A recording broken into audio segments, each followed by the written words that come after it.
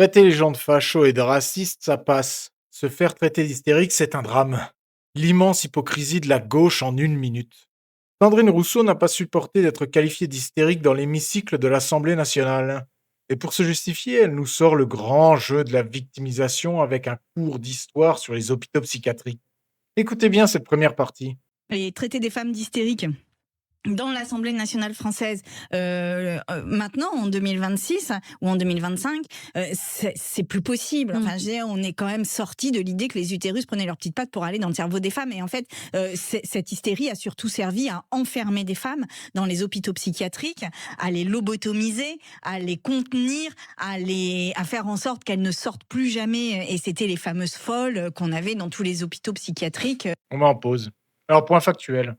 Il y a bien eu quelques hommes diagnostiqués hystériques, notamment des soldats traumatisés par la guerre. Mais en toute honnêteté, Sandrine Rousseau dit vrai sur ce point précis de l'histoire. L'hystérie et les asiles ont été massivement utilisés contre les femmes. Et on sait qu'au XXe siècle, 84% des lobotomies étaient pratiquées sur des femmes pour les rendre plus dociles.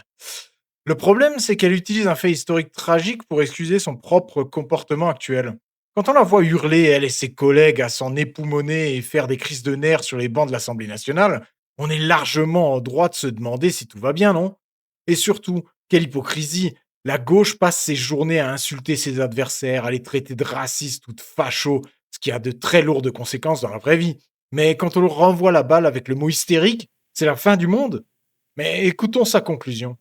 De France et de Navarre. Et souvent, si on regarde ces femmes, et d'ailleurs on pourrait même renvoyer à la figure de la sorcière, mais si on regarde ces femmes étaient souvent des femmes qui en fait soit se battaient pour vivre seules, soit aimaient d'autres femmes, soit avaient été victimes de violences, soit de maladies. Et en fait, on les a simplement enfermés à la matraque, d'une certaine manière, parce que les hôpitaux psy, à une époque, c'était quand même pas réjouissant. Donc, quand on traite les femmes politiques qui ont été élues par le suffrage universel dans des circonscriptions, et on sait que ces élections-là sont quand même des élections très difficiles à gagner, et qu'on les renvoie à ça, enfin, franchement, non, c'est pas à la hauteur.